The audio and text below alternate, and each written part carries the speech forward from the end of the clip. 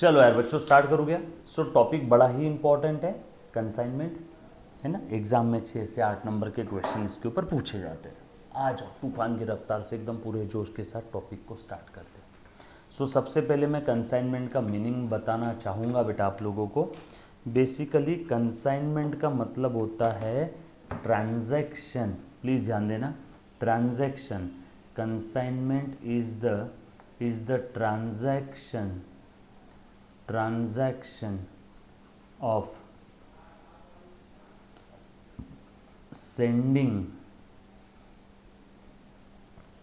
goods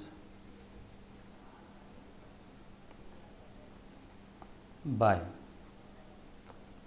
one party to other।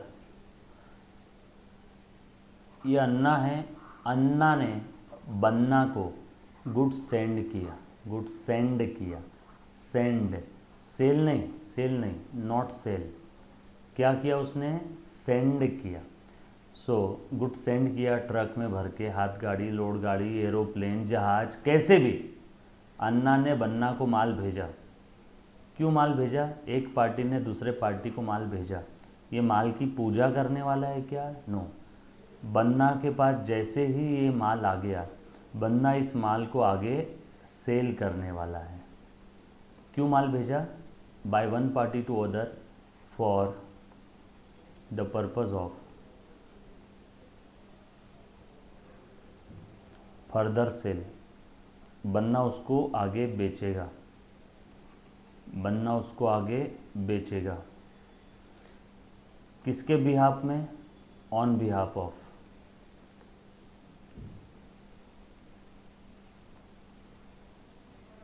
Sender, जिसने भी send किया उसके बिहाफ में, ऑन बिहाफ ऑफ ए। सो अन्ना ने बन्ना को माल भेजा, बन्ना उसको आगे बेचने वाला है, on behalf of a, sender, sender जिसने माल सेंड किया है। So consignment is the transaction of sending goods by one party to other party for the purpose of further sale on behalf of sender. बदले में इसको क्या मिलेगा? Commission. बदले में इसको क्या मिलेगा? कमीशन। फॉर कंसिडरेशन, या फिर ऐसे बोल सकते हैं, या फिर ऐसा बोल सकते हैं,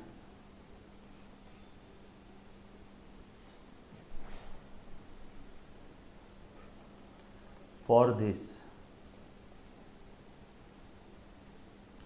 receiver of the goods will get commission। बन्ना इसकी रोजमर्रा की जिंदगी से समय निकाल के अन्ना के बिहाफ में माल बेच रहा है, बदले में बन्ना को क्या मिलेगा? कमीशन। कौन देगा? अन्ना। तो अब पूरा ट्रांजैक्शन समझना। सो अन्ना का शॉप था पुणे में, पुणे में लोगों को माल बेचता था।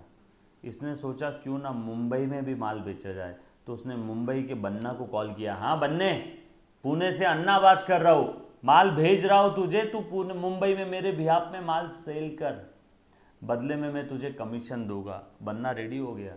इसने जो माल सेंड किया, इस माल को हम लोग बोलेंगे यहाँ पे consignment of goods, consignment of goods, consignment of goods।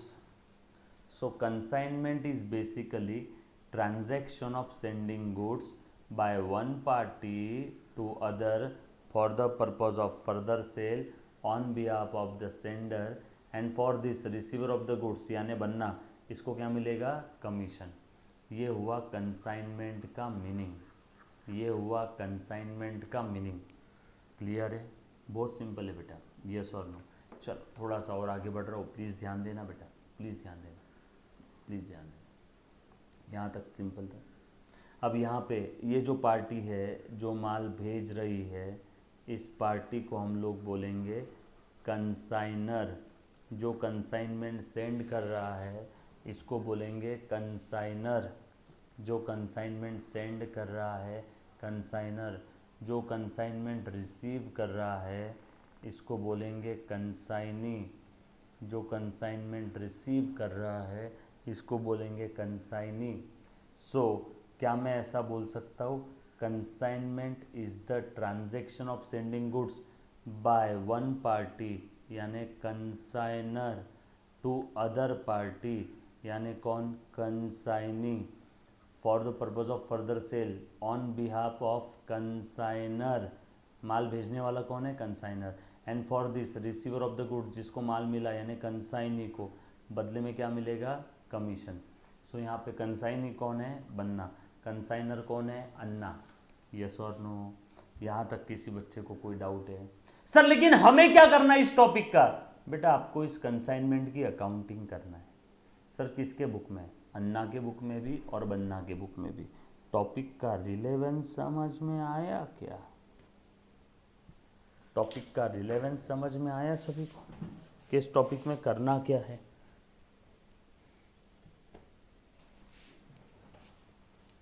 Yes और नो, इस टॉपिक में करना क्या है, समझ में आया क्या? Done?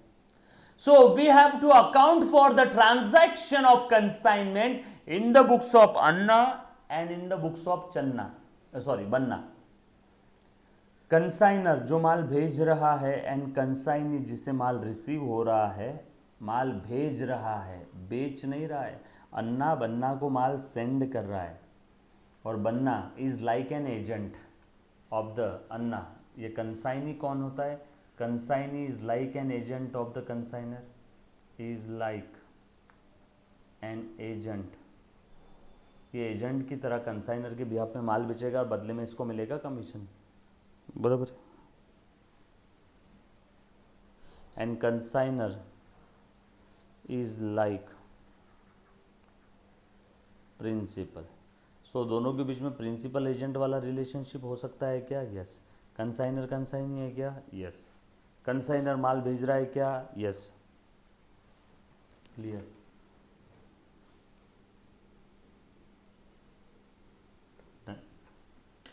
यहां तक किसी बच्चे को कोई डाउट है तो पूछो।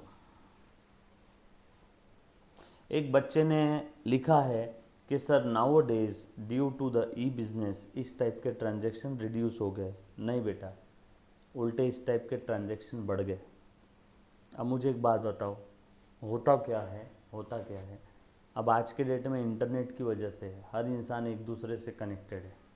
अब मुझे मुंबई में जाके माल बेचना नहीं है, मैं मुंबई में मेरे बिहाफ में किसी को अपॉइंट करूँगा। लेकिन कुछ बच्चे सोच सकते सर मैं अमेज़ॉन से बेच दूंगा ना, अमेज़ॉन वाला भी तगड़ा कमीशन लेता है, बराबर है, मैं क्यों जाऊँ अमेज़ॉन के पास? हाँ, मुंबई में ब्रांच ओपन कर दूंगा। तो ऐसा बोल नहीं सकते इस टाइप के बिज़नेस रिड्यूस हो गए। जी हाँ, बिल्कुल होते इस टाइप के बिज़नेस भी। क्लियर? कमीशन बेसिस पे काम होता है। आ जाओ, थोड़ा सा आगे बढ़ रहा हूँ। ये लिख लिया होगा सभी ने? चलो, अच्छा, बदले में जो कंसाइनी को कमीशन मिल रहा है, बराबर है, कंसाइनी यानी कौन है, जिसको माल मिल रहा है, बदले में कंसाइनी को जो कमीशन मिल रहा है, ये कमीशन के बारे में आपको थोड़ी बहुत जानकारी देना चाहूँगा। ये कमीशन के बारे में थोड़ी बहुत जानकारी देना चाहूँगा, है ना? चलो आ जाओ।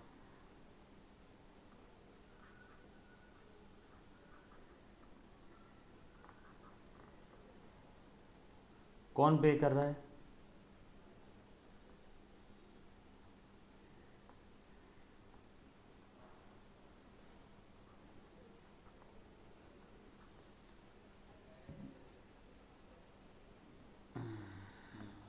बराबर।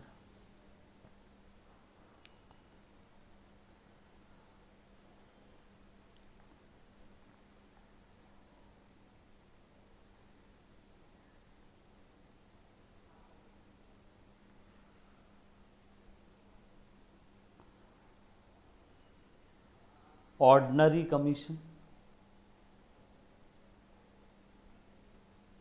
इसी को प्यार से नॉर्मल कमीशन भी बोल देते हैं।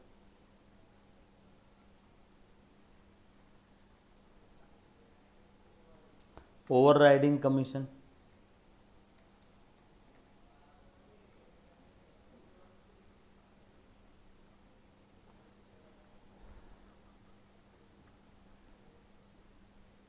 और तीसरा एक और टाइप है बेटा,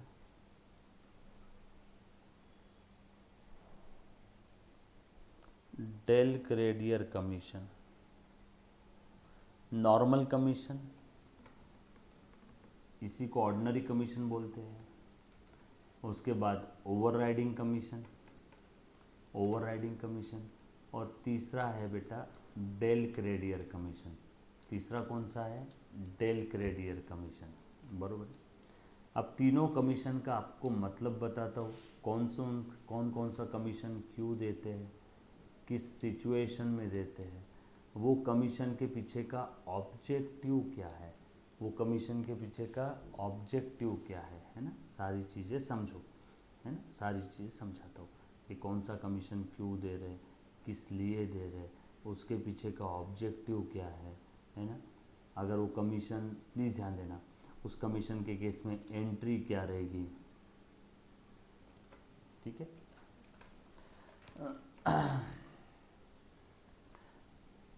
ordinary commission, overriding and del DELCRE DERE, DELCRE DERE, बरोबर। आ जाओ। अब नॉर्मली ऑर्डिनरी कमीशन क्यों दे रहे हैं, इसके पीछे का ऑब्जेक्टिव लिख रहा हूँ, ऑब्जेक्टिव। सिंस कंसाइनी, ध्यान देना बेटा, selling goods on behalf of consignor. Consignee अपने रोजमर्रा की जिंदगी से टाइम निकाल के कंसाइनर के बिहाफ में माल बेच रहा है, इसीलिए उसे हम लोग ऑर्डिनरी कमीशन देते हैं बेटा। ओवरराइडिंग कमीशन क्यों देते? सिंस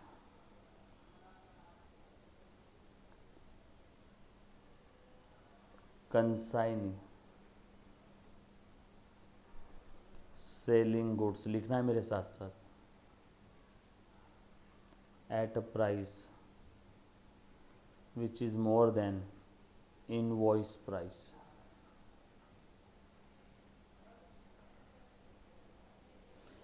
मैंने कंसाइनी को बोला था, बन्ना सुन, तू ये माल बेचना 100 रुपए में, उसने कस्टमर को माल बेचा 120 रुपए में। इंस्ट्रक्टेड प्राइस और इनवॉइस प्राइस क्या थी? 100, उसने कितने में बेचा? 120। सो 120 इज मोर देन 100। वाह, मैं खुश हो गया, सुपर सुपर, मज़ा आ गया।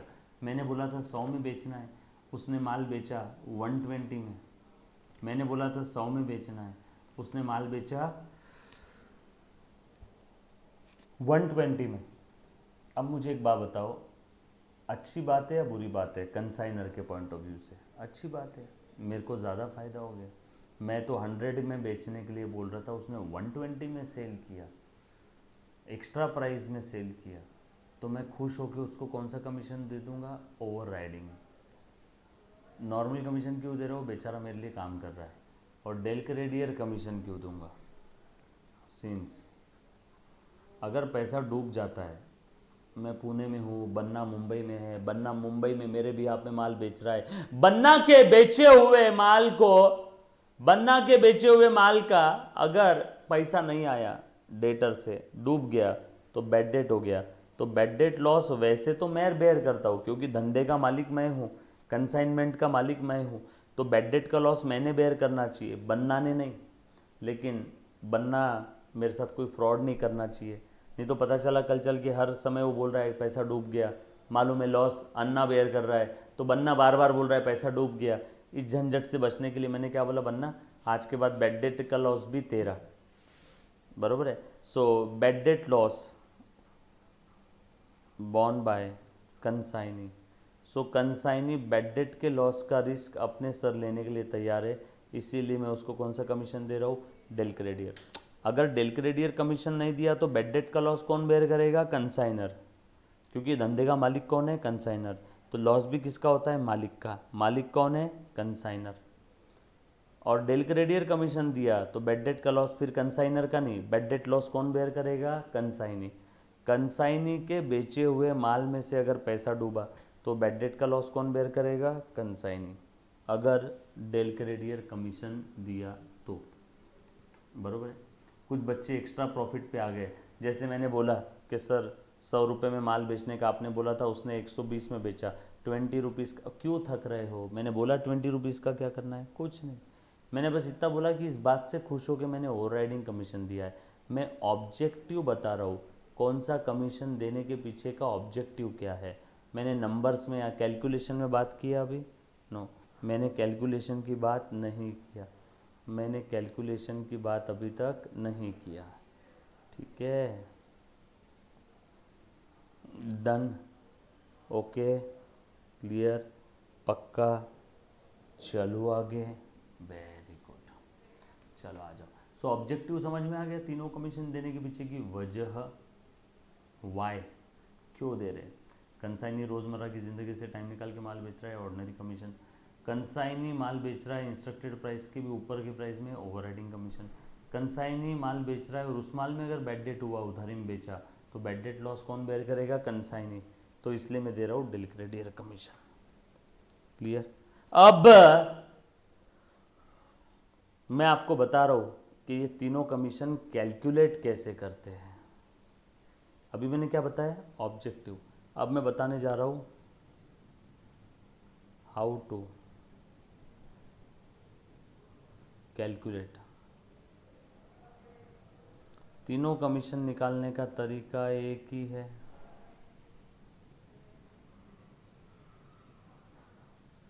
तीनों कमीशन निकालने का तरीका एक ही है। अगर क्वेश्चन में कुछ अलग से नहीं दिया, unless otherwise specifically given, all commissions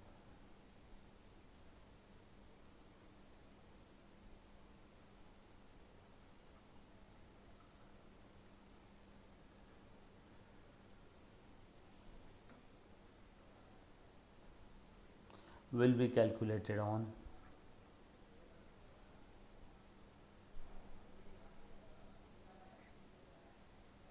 total sale. अगर कुछ अलग से नहीं दिया है तो।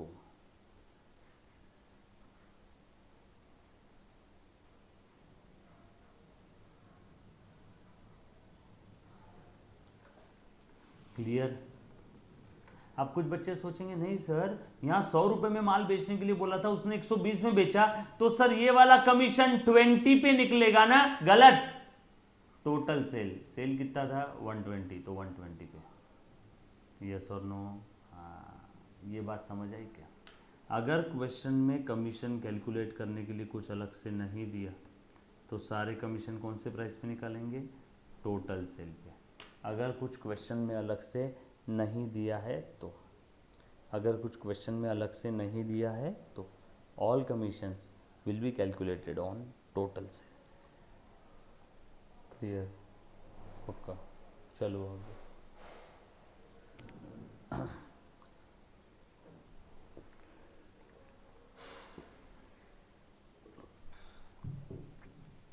यहाँ तक किसी बच्चे को कोई डाउट? एनीबॉडी? बोलो बेटा।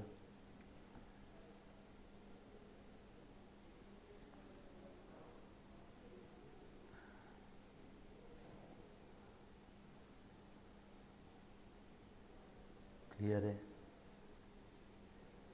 ओके, आ जाओ, नो डाउट।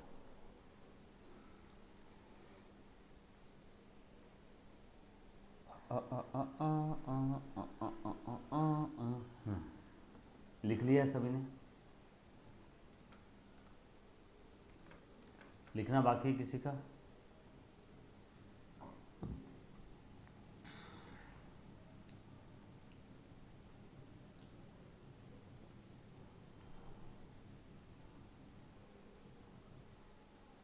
चलो ठीक है, very good, done done done done done done done. चलो आ जाओ, अब देखना ज़रा, हाँ ध्यान देना। ये है consignor,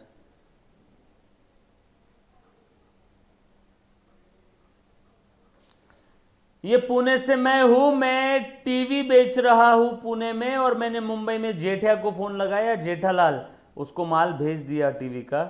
Jethalal is my consignee. और ये मैं पुणे में हूँ, मैं कंसाइन, मैं यहाँ के लोगों को तो माल बेच ही रहा हूँ, लेकिन मैंने सोचा क्यों ना मुंबई में भी माल बेचा जाए। तो ये मैंने टीवी ट्रक में लोड करके सेंड कर दिया मुंबई जेठालाल। अब जेठिया मेरे बिहाफ पे माल बेचेगा। ये है पुणे में। ज़रूरी नहीं है दो अलग अलग सिटी होनी चाहिए, एक एरिया से दूसरे एरिया में भी कंसाइनमेंट हो सकता है। तो अब देखो, ये माल भेज दिया, ये ट्रक जा रहा है, ये मुंबई की सिटी लिमिट आ गई, यहाँ पे हमें देना पड़ता है ऑक्ट्राय, क्वेश्चन में दिया रहेगा, don't worry, local tax Mumbai का। और ये ट्रक आ गया जेठा के पास, और ये यहाँ से माल उतार लिया।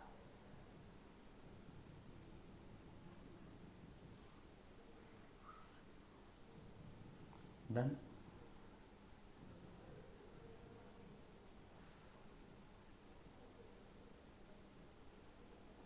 डन। आ जा, चल अब अच्छे से ध्यान देना। अब जेठालाल ये माल आगे बेचेगा, फर्दर सेल, बरोबर है। तो अब मुझे यहाँ पे कंसाइनर के नॉर्मल बिजनेस का अकाउंटिंग करना है,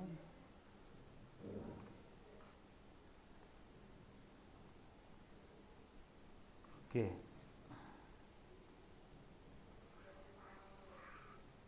कंसाइनमेंट का अकाउंटिंग करना है। मुझे इस टॉपिक में कौन सा अकाउंटिंग करना है? मैं जो पुणे में माल बेच रहा हूँ, ये जो पुणे में मेरी शॉप है, मैं जो पुणे में माल बेच रहा हूँ, मुझे इसका अकाउंटिंग नहीं करना है, मुझे कंसाइनमेंट का प्रॉफिट लॉस निकालना है। ये जो मैंने मेरे नॉर्मल धंधे से माल निकाल के ट्रक में लोड किया, मेरे नॉर्मल बिजनेस से, मेरे गोडाउन से माल निकाल के ट्रक में लोड करके जो जेठिया को सेंड किया है ना, मुझे वो माल के ऊपर, वो कंसाइनमेंट के ऊपर प्रॉफिट लॉस निकालना है। अगर जेठिया माल बेच देता है तो कुछ बात समझ आई क्या? हम लोगों को क्या करना है यहाँ तक? एनीबॉडी?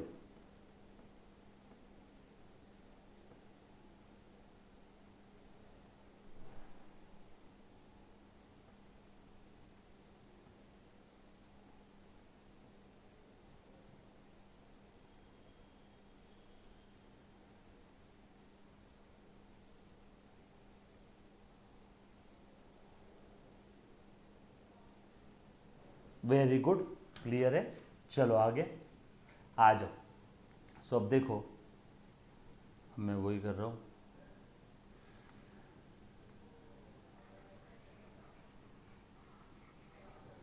आ जाओ। सो ये नॉर्मल बिजनेस से माल निकाल के ट्रक में लोड किया। कितना माल लोड किया बेटा? आपको समझाने के लिए, good Saint on consignment,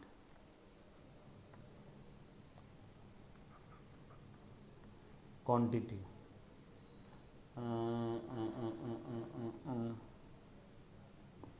10 TV, एक की कॉस्ट थी 100 रुपये, बरोबर है? तो कितना हो गया? 1000 रुपये। लोड करने का खर्चा कितना आया? टीवी को पैर नहीं है जो अपने आप चल के चला जाएगा ट्रक में, लोड करने का खर्चा आया, लोडिंग चार्जेस,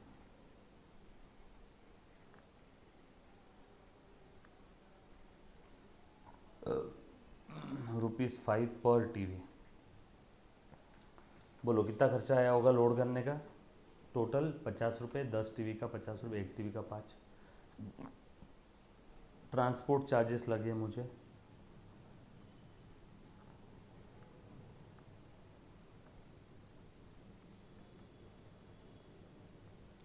₹10 पर टीवी, ₹15 ले लेता हूँ।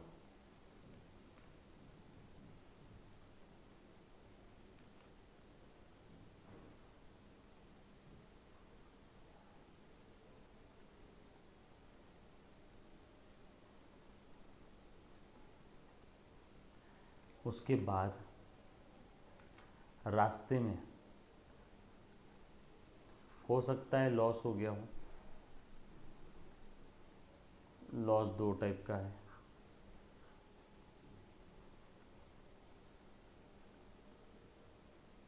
नॉर्मल लॉस,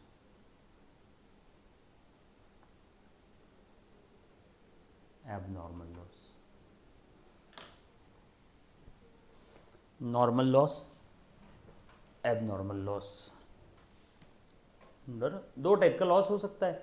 सर ये क्या होता है नॉर्मल एबनॉर्मल लॉस? बताता हूँ।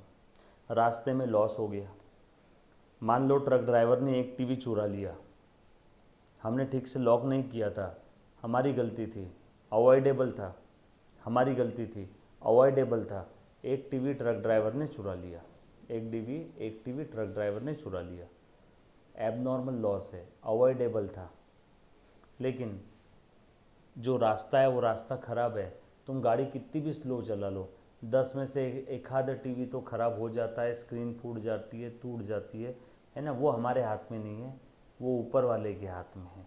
नॉर्मल लॉस है ना, नॉट अवॉइडेबल, लिख करके रख लो। मैं सारा किस्सा, सारी स्टोरी बता रहा हूँ और फिर उसके बाद सारे स्टोरी में नंबर्स फिगर्स लूँगा और सारे स्टोरी की नेक्स्ट लेक्चर में अकाउंटिंग करके बताऊँगा। चलो, आपको समझाने के लिए एक टीवी हो गया नॉर्मल लॉस,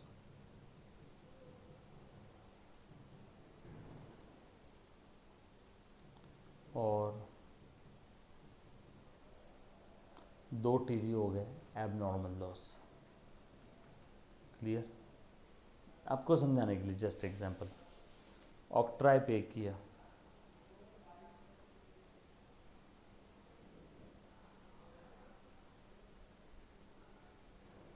आपको समझाने के लिए ₹3 पर टीवी। लोकल टैक्सेस, मुंबई में टीवी लेके जाने के लिए लोकल टैक्सेस पे करने पड़े, वो दे दिया। बोलो कितना आ जाएगा बेटा ₹3 पर टीवी?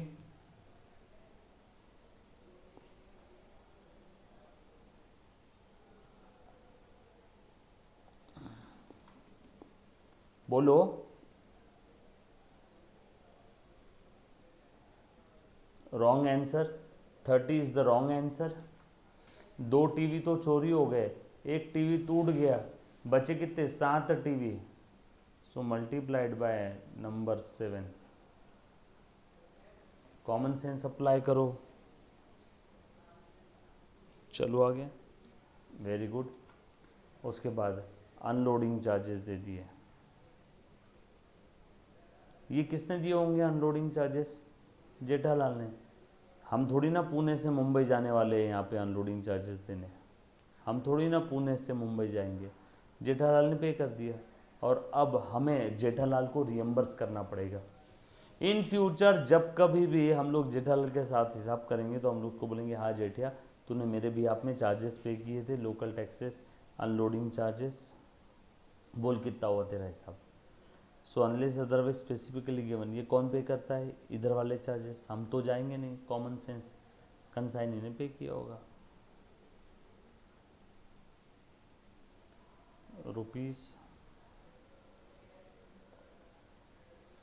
₹2 पर टीवी। डन, लिख दिया। और जेठालाल ने आगे इसमें से 4 टीवी बेच दिया, 4 टीवी सेल कर दिया।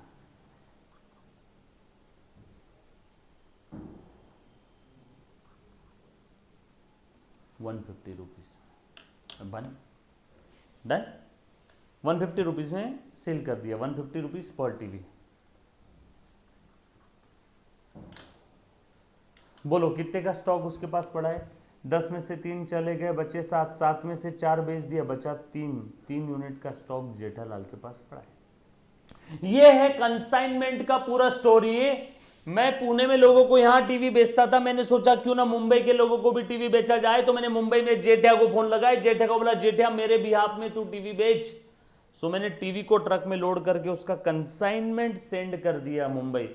अब मुझे पता लगाना है ये जो जेठालाल के लिए मैंने मेरे शॉप से 10 टीवी निकाले, उसके ऊपर मुझे कितना फ़ायदा हुआ, कितना नुकसान हुआ, कितना टीवी जेठालाल के पास अभी भी पड़ा है। बरोबर 3 टीवी अच्छे कंडीशन वाला पड़ा होगा, 10 में से 3 चले गए, बचे 7, 7 में से 4 बेच दिए, बचे 3। क्लियर? अब इसकी डिटेल्ड अकाउंटिंग हम लोग कब देखने वाले बेटा? नेक्स्ट लेक्चर में। तब तक के लिए अलविदा, take care, bye bye, stay home, stay safe.